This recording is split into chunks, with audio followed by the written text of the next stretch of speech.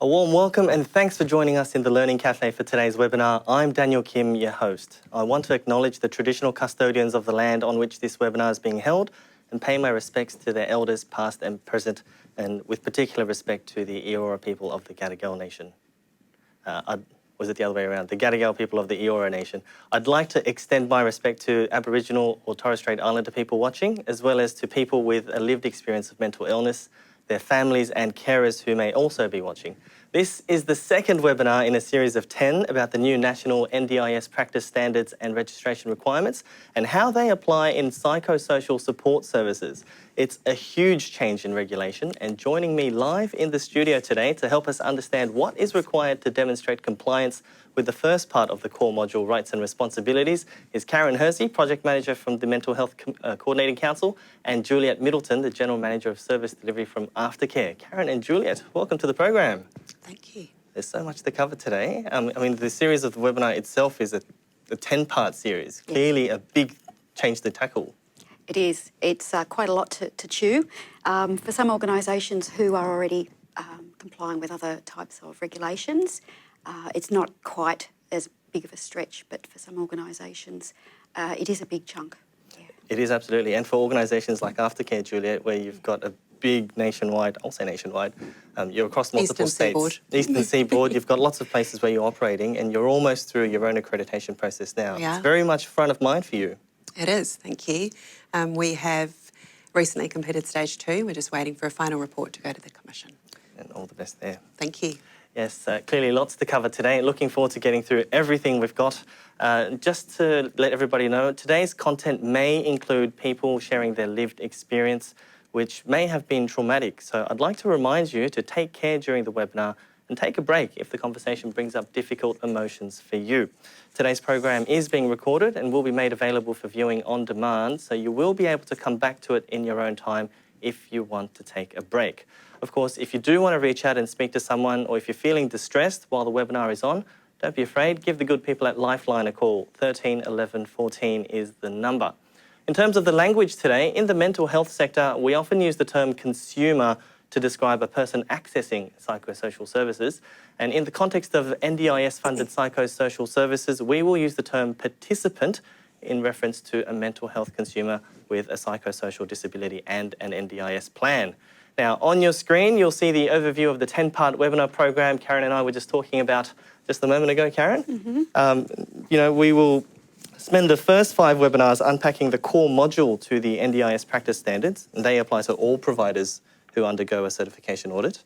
We're also going to be discussing how they apply to psychosocial services with our panel of sector experts.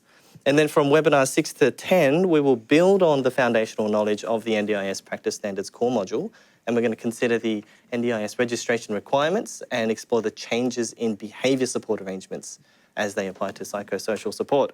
And then, of course, very exciting, in early 2021 at a national forum, we're going to be looking at how providers are embracing the issues and the challenges and then converting them into opportunities for innovative choice and control for participants. That's a lot coming up. I reckon before we dive into the content for today's webinar, we would like to ask you to rate your current overall knowledge of the NDIS practice standards and registration requirements. A poll should be popping up on your screen. Please let us know how you would rate your knowledge from 1 being low and 5 to expert. We'll give you a moment to fill that out. But this is a really good way for us to engage with the audience, understand where they are pre-webinar, and we'll do another poll at the end of the program and we can see how much people feel like they've improved. Hopefully we'll see some change. Oh, yes, absolutely. Hope we get lots of 5s. Lots of 5s. At the end. At the end, At yeah. the end, sorry. Otherwise we can go home. We will have done our job. Yes. You'll also be asked a couple of survey questions. And overall, with the poll questions, this will help us evaluate the effectiveness of the webinar and how future webinars can be planned and improved. So with those survey questions, they're coming up at the end, and that'll also help us clarify and better understand your learning needs. So during today's webinar, we want you to join the conversation and tell us about your experiences too. You can ask a question using the dark blue hand icon at the top of your screen and download resources using the light blue icon. So don't be afraid, get involved. And let's begin by recapping webinar 1. So on your screen, you shall see some dot points where we can recap what we covered from that first webinar, we had an introduction to the new National Quality and Safeguards Arrangements, now required to register with the NDIS Commission as an NDIS provider. We heard that before the NDIS Commission, quality and safety of NDIS services operated under a state-based system. The NDIA managed the registration of providers, and there were requirements for providers to operate under the NDIS terms of business, and for some providers, third-party verification. We also heard that now the NDIS Commission has introduced a national system of quality and safeguards for new and existing NDIS providers, and this includes things like new registration requirements and new NDIS practice standards, which again consists of a core module of standards plus the applicable supplementary modules for the delivery of specialist supports, and you have to maintain those registrations using an audit of work practice every 3 years. Moving to the next slide, you will also see what we're going to be coming up, what we will be covering on this program. Today in webinar 2, we will be unpacking the practice standards core module, that's the big one, and explore how they apply for psychosocial services, beginning with part 1 of the core module, participant rights and provider responsibilities. So much to talk about there already. During the first half of the webinar, we're going to see what the standards say about participant rights and provider responsibilities, consider achieving alignment between work practice and the practice standards for participant right and provider responsibilities, and finally have the Q&A panel respond to your feedback and questions. Now, in achieving alignment of work practice to the applicable practice standards, we're going to be asking what is alignment and how is it and can it be achieved? And then in the feedback and Q&A, we're going to respond to as many of your questions and comments as possible. And so if you go back to that dark blue hand icon, it'll come through on this trusty old iPad of ours, and we'll get to as many of them as possible. And if we do run out of time, we'll endeavour to get back to you offline. So at this point in proceedings, I'd like to ask Karen, what are the standards? What do they say about rights and responsibilities? Okay, thanks, Daniel. We got a lot of questions early on in the project about this, and I really like that the standards begin with rights and responsibilities. It's grounded in human rights, which is something that, particularly for psychosocial services, is an area of great interest and focus. So I do like that that's the beginning of the standards.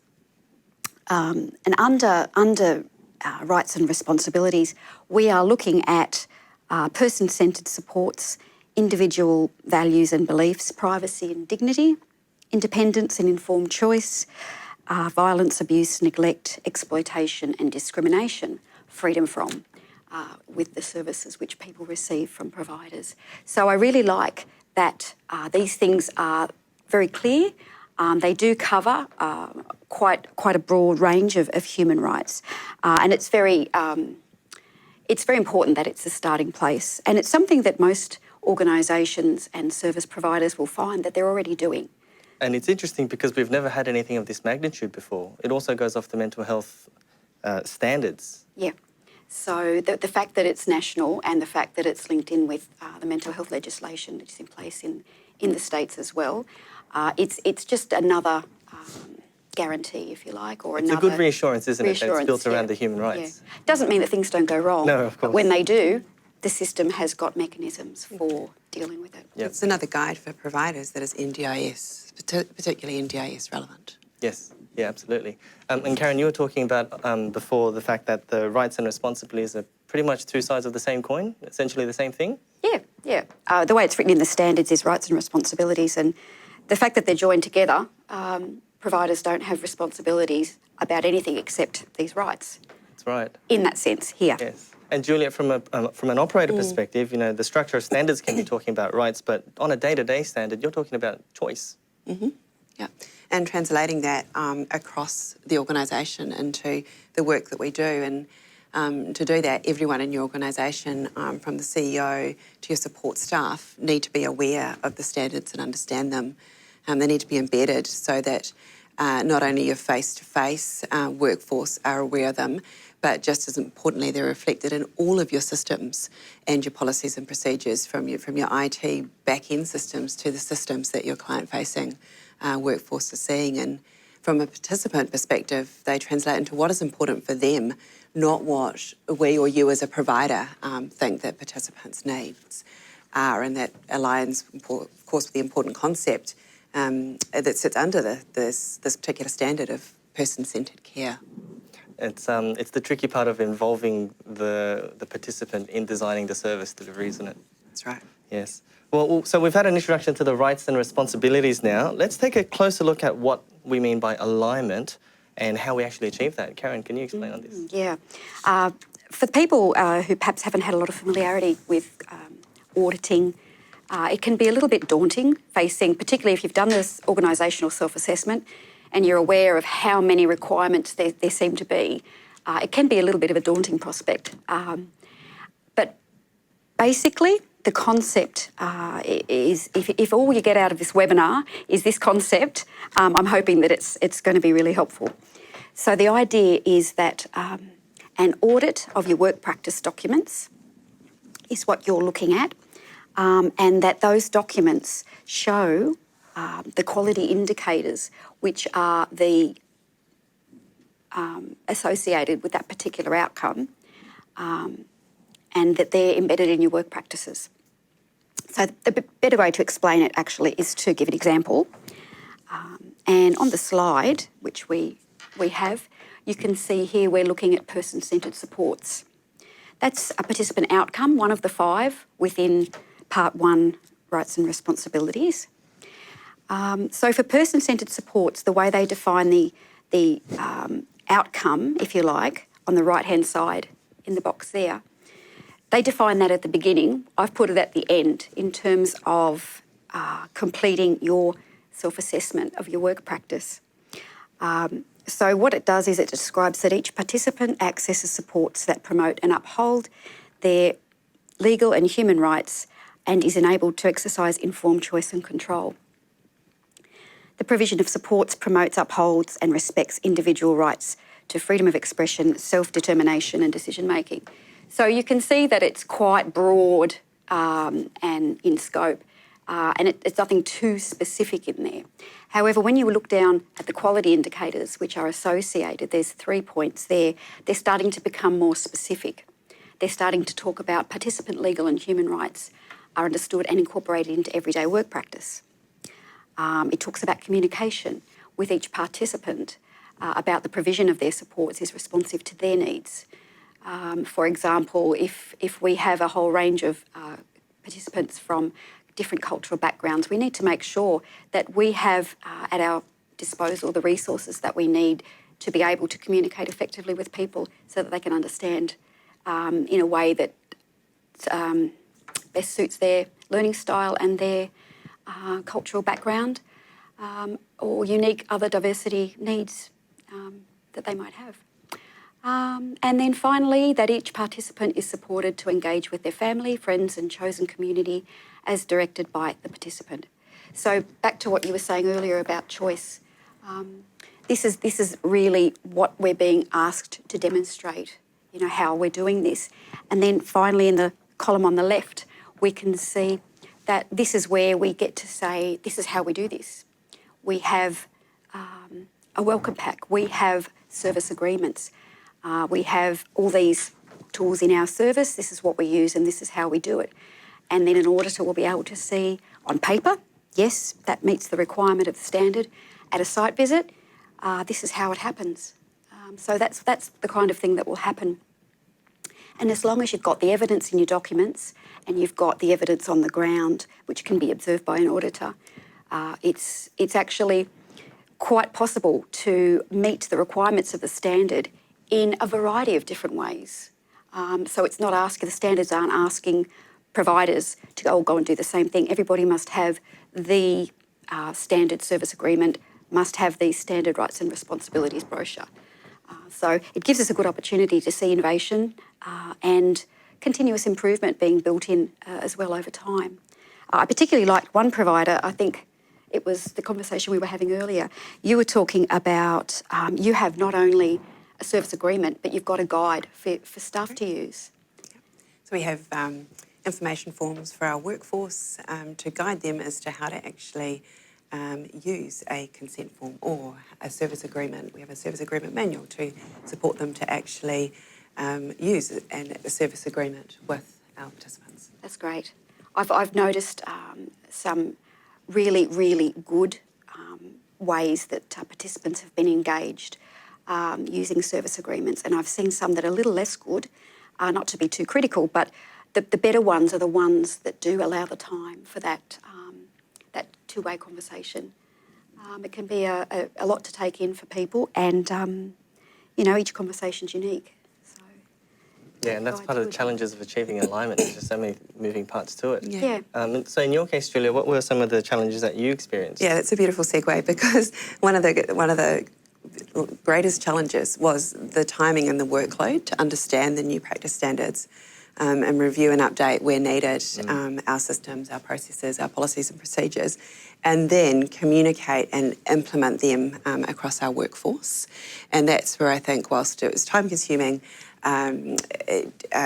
developing forms or sort of notes that accompany consent forms or service agreements that can support the workforce to actually understand how do they use them, what do they do with them, has been really helpful. When I used the term timing, what I was referring to there is that the Quality and Safeguards Commission commenced across different states at different times, and if you're listening from Western Australia, it hasn't actually commenced in Western Australia yet until next year. So for Aftercare, with teams in New South Wales, Queensland and Victoria, we were operating under the Quality and Safeguards Commission in New South Wales before we were in Queensland and Victoria. So managing that just logistically was challenging. I think you also asked what helped. Yeah. So was that we were already accredited against a number of other standards, which you've mentioned earlier, such as the National Standards for Mental Health Services, the Human Services Quality Framework, which is a Queensland relevant framework. Now, of course, for smaller organisations, that may not be the case. But then for smaller organisations as well, your audit process is going to reflect the size of your organisation as well. And I can't underestimate the contribution that the workforce your client-facing workforce can make to developing policies, procedures, processes, and actually informing on how you might best embed them across the organisation. Getting their input right from when documents are being drafted certainly helps their engagement and utilisation of them when you implement them. And that's very much the approach you took. Absolutely. In developing a lot of them. And what that also supports is a culture of continuous improvement. So they know that if you've been involved in producing a document or a service agreement from the start, you are more likely to put forward recommendations to improve them or identify where something actually is incorrect. Keeping these documents, maintaining them, keeping them up to date is a huge task, and the more people that can contribute to that, the more successful you'll probably be. Absolutely. People talk about compliance and buy-in, but if you've got them involved from the whole process from this beginning, you've got it already. And you've actually got the expertise built in too. Yes. Yeah. If you've got the people who are client-facing. Yeah, just being cognizant. Some people are probably sitting there going, well, that's all very nice, but we're really busy, and we just have to get this work done. And so there's always a balance between of that. And certainly, when you do come to undertake the audit process, it's not a pass or fail process. It's about, look, if we reviewed your documents, these need a little bit of improvement, and then you'll get through. So it's not an all or nothing. No, and approach. that's a really big point there, because audits are really there to help you at the end of the day. Absolutely, and that's been our experience. If it's done nothing else than yes, confirm that we are doing things right, but secondly, it's also given us opportunities to identify more continuous improvement initiatives. Yeah, excellent. I wanted to ask a question myself, but I don't know if it's my place to. I wanted to ask about the misalignment between price guides and therapeutic supports. I'd love to answer that. The reason it's a real issue that hasn't been. It's caused a lot of confusion. The price guide is a document which has been put together by the NDIA when the scheme first began. So that is a guide of all the services and supports that were identified to begin with, and they've been given prices. In the price guide, there's a long number for each service type and a description of the service. And there's this little tiny part of that long number in the middle, the 4 digits, which is the registration group. The registration group is a number which actually comes from the Commission and the legislation. So the practice standards talk about different classes of supports. That's in the legislation. So from the legislation, which has now been written for practice standards, it filters down into registration classes. Sorry, classes of supports. Classes of supports. So there's a table of these things, and I think it's in 20. Yeah, don't quote me. I'd have to look it up. Subclause 20 of the Act No, I'm not going to even try. However, there is a table and it lists all the registration groups, but it calls them classes of supports in line with the legislation. Now, that is also known as a registration group. So that registration group has been used as a part 20. of... It's Section 20 of... The NDIS Provider Registration Practice Standard. Rules. Yeah, I believe. Thank you. There you go. Had it first go. I think. Okay. If we're talking about the same thing. That's it. And there's a test at the end, by the way, if anyone can... For us, not for them. Yeah. Oh, dear. So from the legislation for the practice standards, we come down to a registration group or a class of supports, and then the link to the price guide is through that number, that registration group number, is a part of each individual line item in there. So the middle 4 digits. I can see where people get lost in all this. It's very obscure. Yeah. Would you say some of it comes from the fact that the NDIA wrote the price guides and then the DSE wrote the therapeutic supports and then the Commission administers those, and we get lost in between those agencies? I think it's the fact that it comes from different pieces of the legislation. I think that's the source of it. So the NDIA legislation talks about not the practice standards. Yes, it does, but it talks about it in very different places.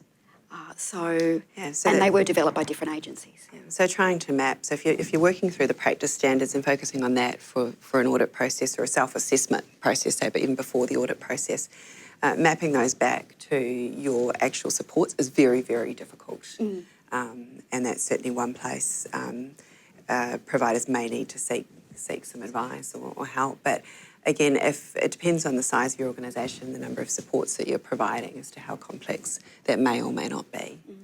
Got you.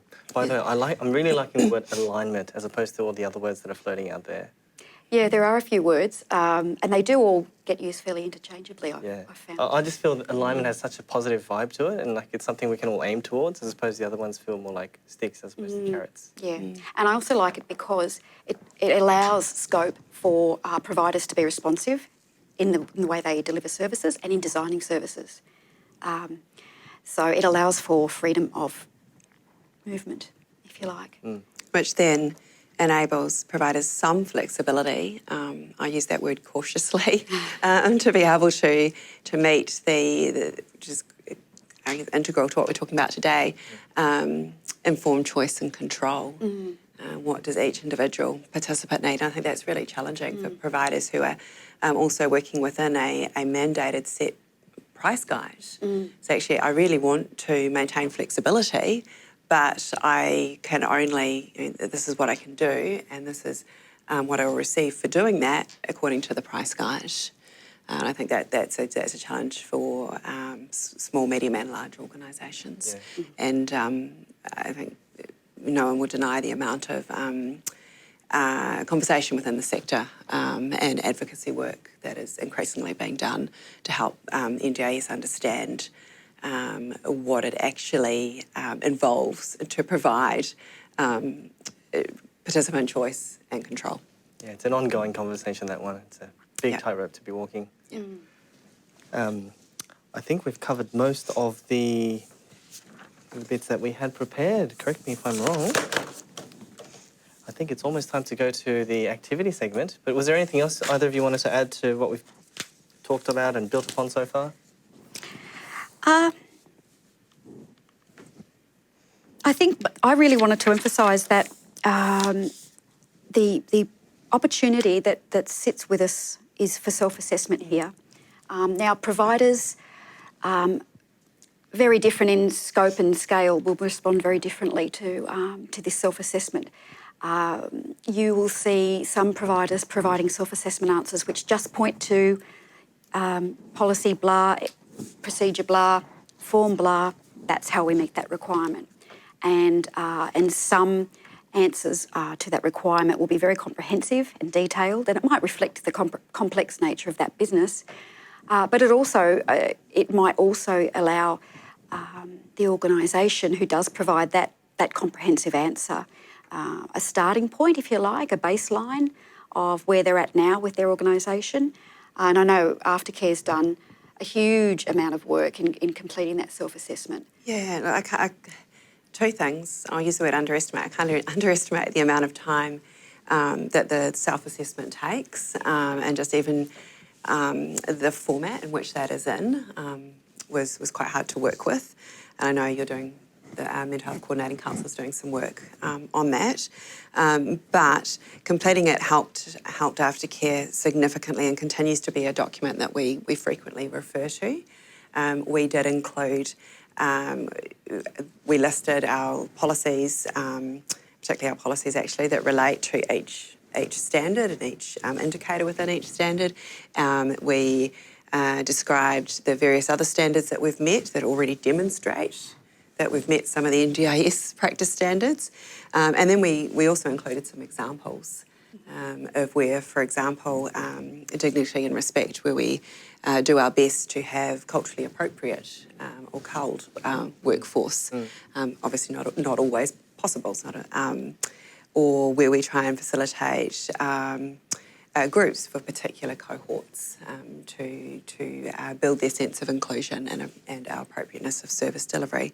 The self-assessment does take a lot of time, but it does quickly identify gaps in areas that you may not be so strong in. Yeah, like you said, very time-consuming, but very much worth your time. I think so. All at the same time. Just on the self-assessment too, before we leave that topic, you mentioned that, thankfully put in a plug for Mental Health Coordinating Council's work here. We're doing putting together a simple mapping tool that providers could use if they wanted to. That'd be useful. Yeah, to map from their work practices to identify them right through to the requirements of the standard. And it's also something that can expand if you are trying to look how your organisation complies with other standards. So it can grow, you can customise it to suit your organisation. And a gap analysis worksheet that simplifies, tries to simplify the process of what to do about the gaps. I obviously can't share our self-assessment document, and it's large, so I don't actually think anyone would appreciate that. But I can certainly, myself or colleagues at Aftercare are very happy to talk with other providers about our experience and I'll use tips, not tips and tricks, but tips as to how to get through that. And we can share parts of it with people. So. Yeah, that's wonderful. That's very kind of you. Yes. Well, that does bring us to the panel feedback and the Q&A segment for today. If you've got a question for either of our panellists, make sure you hit that dark blue button in the top right-hand corner. And we've already had a fair few questions that are coming through. And on your screen, I think they'll show you a quick screenshot if you don't know what those icons look like. But we've got a fair few coming through here, so let's tackle these one by one, shall we? So the first question comes from Raylene, and Raylene's asking, reflecting on the audit process with the benefit of 2020 hindsight, what would you say are the key steps to prepare for the registration audit? I might throw this one to Juliet. Yeah, sure, you'll probably share it. Yep. Again, that's a huge question. So, and if there are any auditors viewing, I'm not sure if there are today, they may like to comment. We'd always love to hear your thoughts as well. Again, beautiful segue from what we ended on a few minutes ago. The provider self-assessment is one of the most important documents and what really starts your audit process and maintaining your NDIS registration. So again, can't underemphasise that enough, or overemphasise it, sorry. Identifying and prioritising your sort of practice conformance gaps, and so you will identify some gaps and being able to prioritise which of those from the self-assessment and your internal audits you need to focus on first. Something that we Aftercare particularly learnt was doing the best you can to be realistic about the time and resources that you need to allocate to the process well ahead of the due date for your registration, application and renewal and audit completion, and then including where you have access to, and again dependent on the type and size of your organisation, but your service quality and governance leads and operational expertise across the organisation, because if you sit in a closed office and do this in isolation, when it comes to the audit process, the auditors do actually, part of that process is looking at your systems across your organisation, includes your support functions, be that human resources or finance, and so they do need to be have a good understanding of the practice standards and the work that's been going on to conform with those. Yep.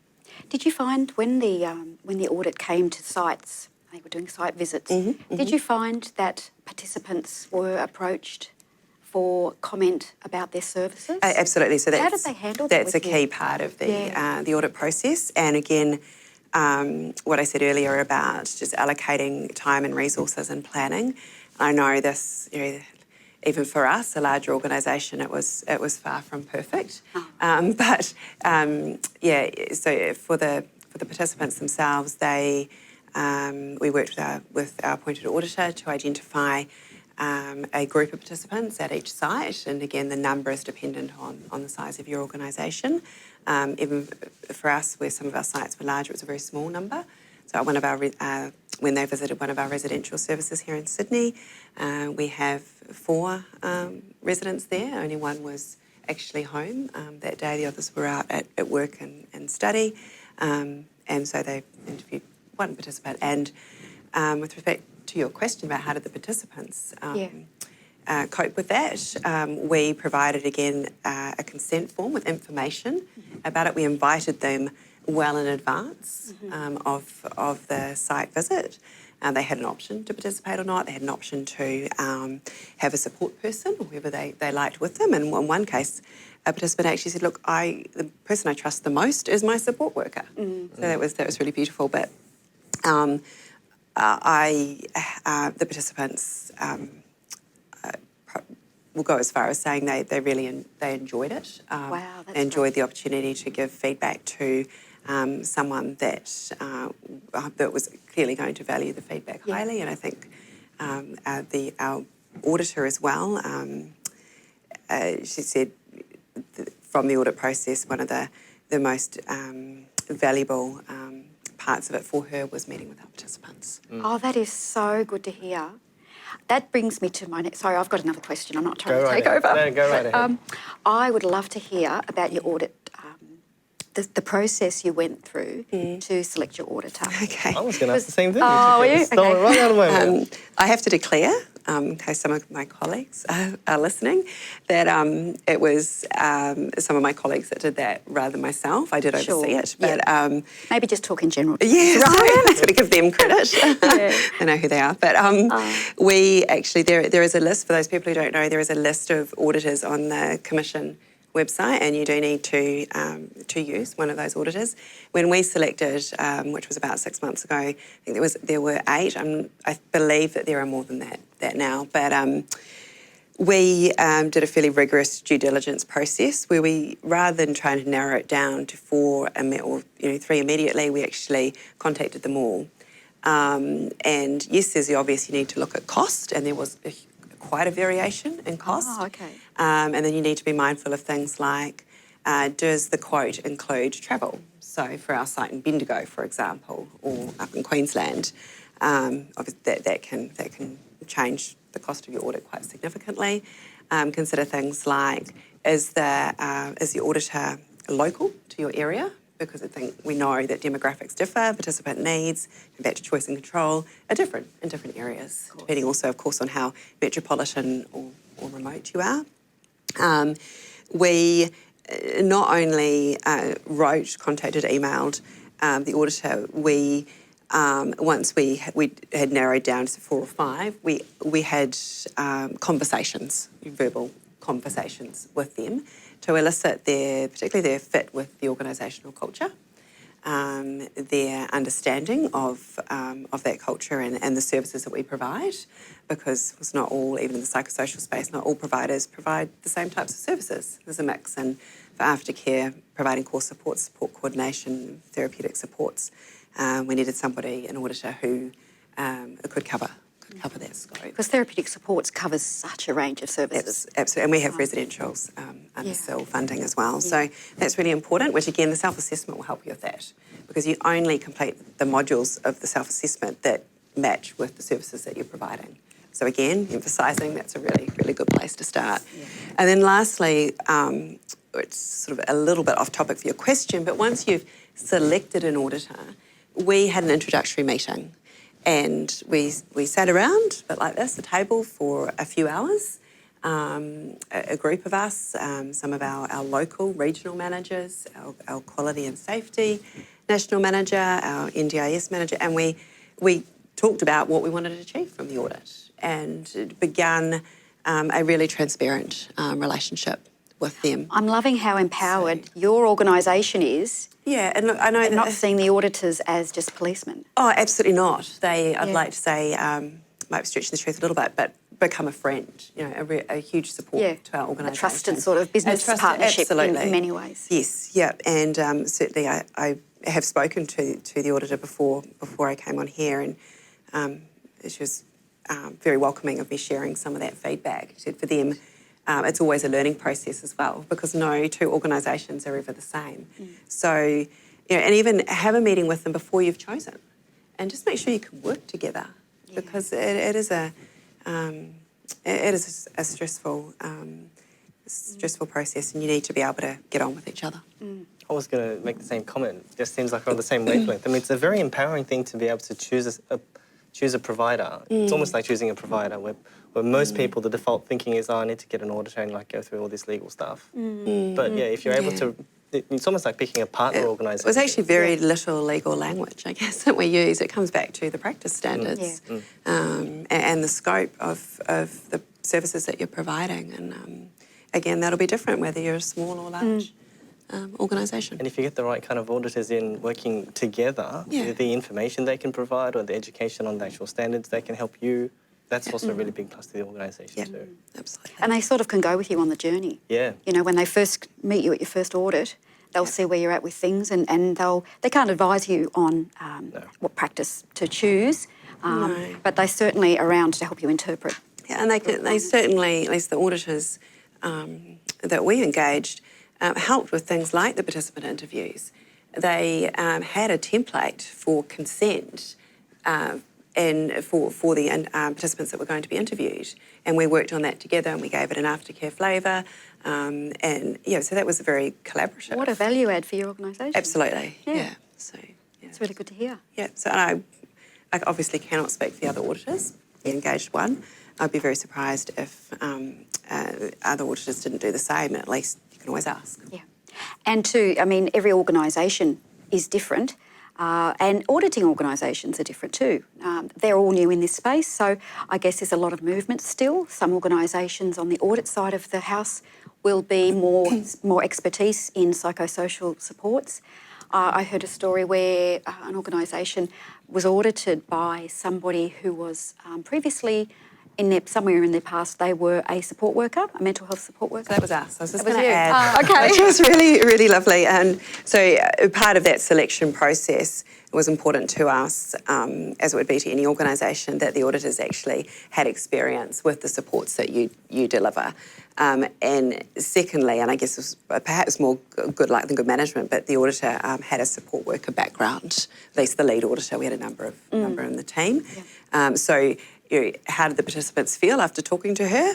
Well, I think they probably felt better than when they started. That's good. Yeah. So they got a bit extra value out of it absolutely. too. Yeah. Win for everybody all around. Absolutely. All that from one question. Thank you for your question, Raylene. That was a really good one. We've got another question coming through from Jonathan, and he's asking, I'm aware that there are internal audit requirements. How does internal audit work, and what is its purpose? This can be something which people have understood, perhaps even from quality systems quality management systems backgrounds. Generally speaking, if you have a quality management system in place, there's a requirement for your external audits every 3 years. And then there's also a requirement for you to maintain an internal audit schedule, and it's just a way of cementing in that you have a schedule in place for reviewing the policies and procedures and how effective they are.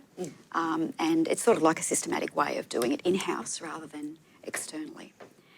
And it sort of comes from the idea of continuous improvement, that you're identifying opportunities. You don't wait for 3 years to be audited against the standard by an auditor. You're doing it all the time, systematically and not reactively. Probably really tired of hearing me talk about self-assessment, but that's where that can come in again. Yep. I actually didn't realise the value of the self-assessment form until I sat here. Oh, so that's just it. It does infiltrate through so much of what you do. Some examples that I can provide of where we do internal audits is around documentation, for example. So it's about, and I guess that's auditing about how we're embedding, how we're using consent forms, service agreements, welcome packs, and all the other forms that you use throughout the process of providing supports to a participant. And I think it's part of, everyone sort of goes, audit, there's some other language that you can use to reduce that kind of response. And again, I think continuous improvement is a really nice way to describe it. And it's about ensuring that quality is embedded in your culture. It's the organisation, it's what you do, and it allows you then, rather than being a stick approach, it's about saying, actually, we've recognised a deficit, we've recognised it in time, and we're going to do something about it.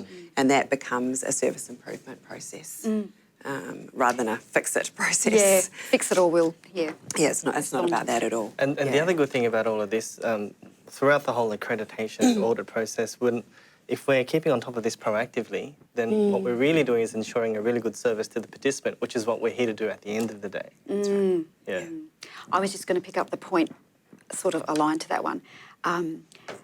When the provider is saying, we want to know how we're going, when the participant is told that, you've got a right to tell the provider how they're going, tell them if they've done well, tell them if they haven't done well. And this sort of paradigm shift is quite significant over time for participants and providers, I guess. Of course, providers want to do the right thing and they want to do the best thing for the people that they are providing assistance to. And it's a nice dance when the rights and the responsibilities are actually exactly the same. Which is what we said at the top of the program. Yeah. Again, a great question. Thank you, Jonathan. We've got another one that's just come through from Yvonne, and Yvonne's asking, can the panel comment on registration for small or sole trader providers? What are some important factors for sole trader providers to consider, and is registration different for small and large providers? Definitely. I might ask, both of you to comment on this one. Yeah. I'm happy to go first. Yeah, absolutely. I've worked with small providers and I've worked with large providers. And it's really interesting to someone like Aftercare, the idea of participant rights, it goes right across the organisation, and theoretically... We try. Yeah. Of course. Yeah. Well, of course, that's true. The way it is used in practice will vary, possibly even in the way it's spoken to, but at least the same form, brochure, whatever is what's used. And for a smaller organisation, it may not have a whole manual of policies and procedures to do with participant rights. It might just simply have a brochure and a form and a conversation, which is recorded and documented, and it might look actually very different on the ground.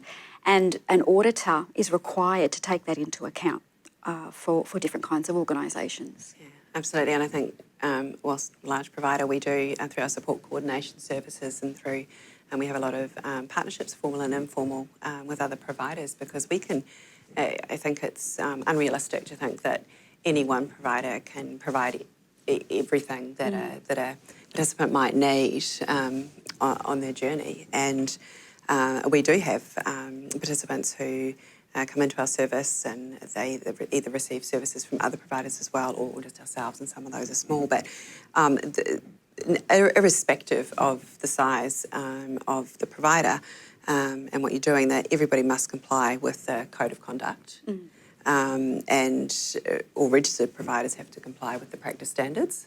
We've been talking about worker screening, reportable incidents. And those are the things we're going to be expanding on more in upcoming webinars too. Which will be relevant again, irrespective of the size of your organisation. Yeah, so the outcomes that you're looking for across all kinds of organisations are the same, but they're outcomes. How you achieve them will be reflected in very different ways to achieve those outcomes. So that's good. There's some excellent questions coming through. Good conversations with these. Thanks for that question, Yvonne. We've got another one here from Lara, and Lara is asking, how can I, as a worker, best support a participant's right to exercise dignity of risk, choice and control, independence and informed choice, knowing when to facilitate independent decisions and when to back off, especially when a participant experiences periods of changing capacity? Really long question from Lara, but that's a really good one. How can I, as a worker, best support a participant's right to do all of that? Well, I can speak. Okay. I'll try. That is a long question.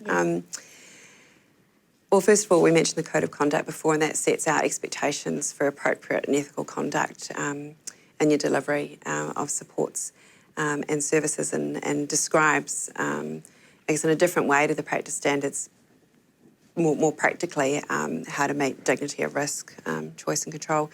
I think it's about listening to, I'll come back to what we used, the language that's used in this particular standard of rights and responsibilities around patient-centred support. And I had an interesting conversation with one of our teams last week, specifically talking about dignity of risk and enabling people to live the lives that they want with some degree of risk. We cannot take that, we cannot remove that entirely from everybody, and that's particularly relevant to Aftercare, where we have people in residential settings with us, understanding that participants have a choice as to how they live their life and what they do. So respecting that, I guess also engaging with their carers or their families when we think perhaps they are less likely to be able to make an independent decision, but it has to be done very carefully and respectfully. And having a workforce with, some people have what we call a peer workforce or lived experience. I think that was also a huge contribution to having really honest conversations with participants about when they are and are unable to make independent and informed choices. There's a lot of learning that goes on in those conversations, even just the consideration by somebody of taking a risk. It actually, a lot of learning can occur without the risk being taken. Often you will talk about, okay, so if X happens, if I am out and I'm feeling really overwhelmed in a public place, on public transport, what am I going to do? And the act of thinking about it beforehand, talking it through with a peer worker, is actually where the learning can begin, and it can be where the growth begins as well. So even if that risk wasn't taken, maybe they're a step closer to it next time. And that it's very conducive to building or fostering trust between the provider, the support worker and the participant. And then we hear, who's the trusted person you want with you? Oh, yes, support worker. Yeah, it's lovely. Yeah. Of course, then that raises a whole other discussion about boundaries, but we'll leave that for another day. Indeed it does. So there's always this tension, isn't there? Boundaries and support and... Yeah, that's it. Well, thank you for that question, Lara. That was a really good one as well. We've got another one coming through from Kathy, and Kathy's asking, how does all this auditing help the participant and support worker achieve the participant goals on a daily basis? That's a good one. That's a really good one. Yeah, I can try and speak to it. I think, so the auditing, you part of that process is ensuring that you have things like service agreements where a schedule of supports where that have been developed collaboratively with the participant, and the services that are going to be provided are understood by them, and it's not a document whereby, or not a process whereby the support worker or peer worker has talked to a participant, gone away, written this up, and that is what it is. It is done collaboratively and frequently reviewed as well, because you have a service agreement, but like a consent form. Don't put it on a shelf in your system to collect dust. You need to continuously engage with participants to review their needs and how their needs may have changed and how that may need to be changed in a service agreement or schedule of supports. Full circle, how does that relate to Kathy's question about the audit process? Actually ensures that your documents are as best they can and are capturing that in the most appropriate way, in a way in which participants, their carers, their families understand the services that are going to be provided. Yeah, and I think also at the beginning, particularly when people receive their first plans, the whole process is overwhelming and daunting for everybody in it. And that's fair enough. That's the way it is. So if there is something in place which gives a little bit of confidence, when you get to the point of actually choosing services to use this funding for, from a participant's point of view, how will I know who's a good provider in my area? How will I know? Well, you know that if they're registered NDIS providers, that they're going to be subject to audit. So there's that sort of baseline of confidence which you can.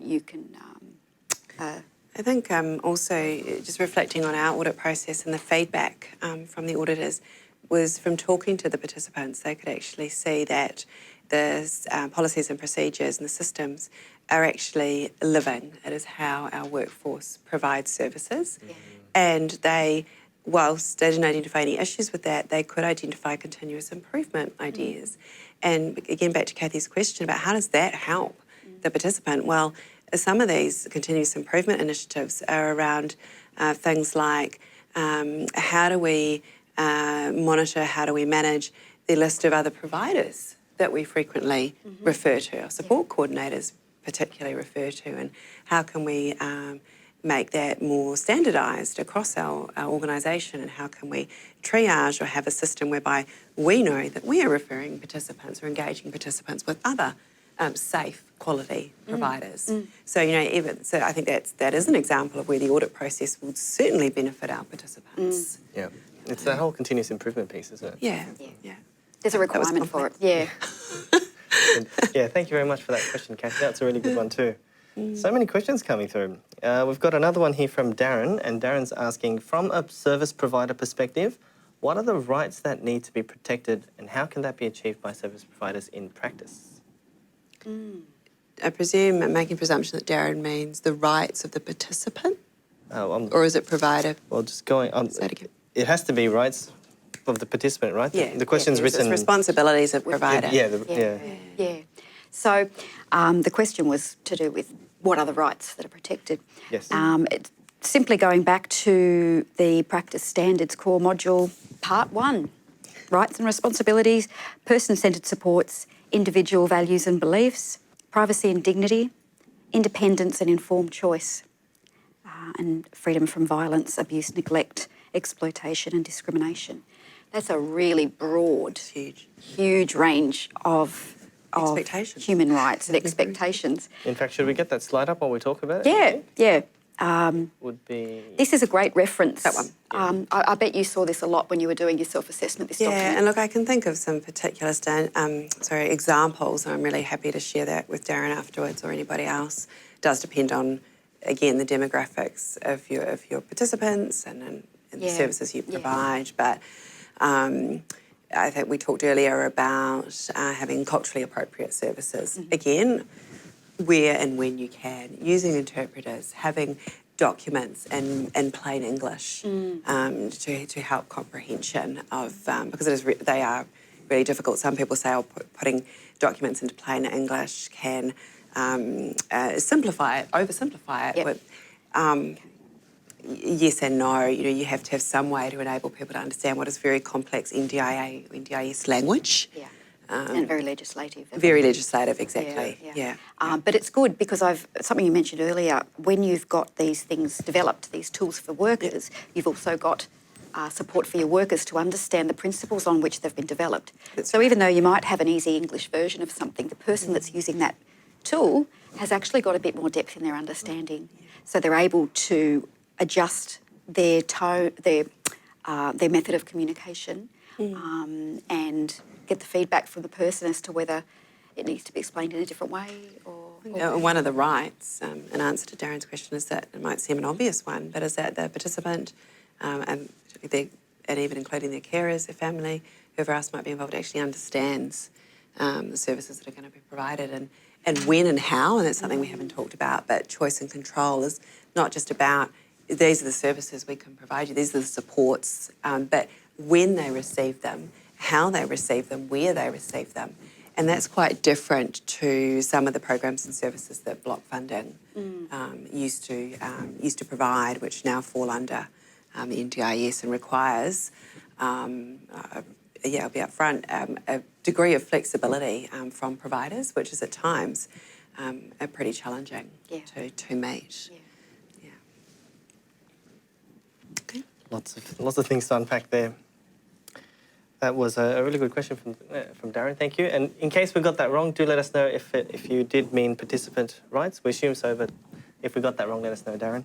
Another question here coming through from Hannah. Could the panel comment on service quality and impact measurement in relation to the practice standards? Service quality and impact measurement in relation to the practice standards. I'd be happy to have a go at this to begin with. One thing about the practice standards, it requires things to be in place. It requires that, and it's very consistent with the thinking of an NDIS plan. The NDIA are asking support coordinators to do reports on the outcomes that have been achieved. The plan is a plan of funds to achieve certain goals in the participant plan. And so the impact is actually shown with participant outcomes and changes in those over the time of the service delivery. So the fact that we have to be thinking about that and measuring that in some way because it's part of the system that we're asked to put in place, I think that's a really positive step. It does present challenges. It's a big change. We're not just talking about activity, we're talking about what results from the activity, and that really needs to be spoken about in terms of participant outcomes. And it needs to be spoken about by the participant. So the relationship between a support coordinator and a participant is really quite important there, but also with the support providers who are all working with a participant. A participant needs to feel that they can give their feedback to the provider about the outcomes and about the activities to achieve those outcomes and how well that's going. And in addition to the requirement for a provider to have a complaints and feedback system, there's also a whole function now which exists at the NDIS Commission, complaints. We have a complaints commissioner. So we have a new avenue for these sorts of things. And over time, we will start to see changes. It'll just be matter of fact that, a lot of service improvements will actually come from the needs of participants who are able to share them with us. So measuring impact in success in terms of participant outcomes. Being realistic about how long it takes to actually measure quality and impact for those people those organisations that are just beginning a registration process. You need to focus on actually ensuring that you're meeting the practice standards before you get too carried away about how am I going to measure participant outcomes. And again, it's very individual. So for what might be an outcome that one participant wants to be very different than the next participant that you see. So getting a holistic a measurement or a framework that encompasses all your participants is a pretty tough thing to do. Yep. Yeah. Yes. Thank you, Juliet. Thank you, Karen. In the interest of time, we are going to wrap up the Q&A segment there. And to everybody who we haven't gotten back to so far, we'll get back to you offline. But that does bring us to the end of the program today. And of course, at this point, we naturally now want you to rate your overall knowledge of the NDIS practice standards and registration requirements. A poll will be popping up on your screen. Please let us know how you would rate your knowledge now from 1 to 5, where 1 is low and 5 is expert. And that will help us to compare the results from the beginning of the program and help us evaluate the effectiveness of the webinar and plan future ones in the series. And while you're doing that, Karen, Juliet, that's the end of the program today. Thank you very much. Thank you. Thanks for having us. Thank you. Oh, well, it's been very informative and I'm sure very helpful to everybody on watching the live and the on-demand recording afterwards. Thank you. Very beneficial. Really important topic. And if you do want to get some better understanding of the NDIS access planning, support, coordination, plan management and other matters relevant for people living with a mental health condition or who may be eligible for NDIS funded supports or who may already receive them, go to the website reimagine.today. The link is available in the resources library along with new updates from this webinar. Keep an eye out on your emails for an invitation to register for the March webinar on governance and operational management. That's a big one. You might like to share that invitation through your own networks for others to access these webinar learning opportunities. Juliet and Karen would be happy to chat with you over issues about applying the practice standards, the new registration requirements, preparing for audit and resources that you'd like to see in the library or topics you'd like covered in future webinars. Please take a few minutes now to complete a few survey questions. Thanks for joining us in the Learning Cafe from across this good old sunburnt land of ours. We'll see you for the 3rd webinar in the series. And until then, from us here in the studio, it's goodbye for now.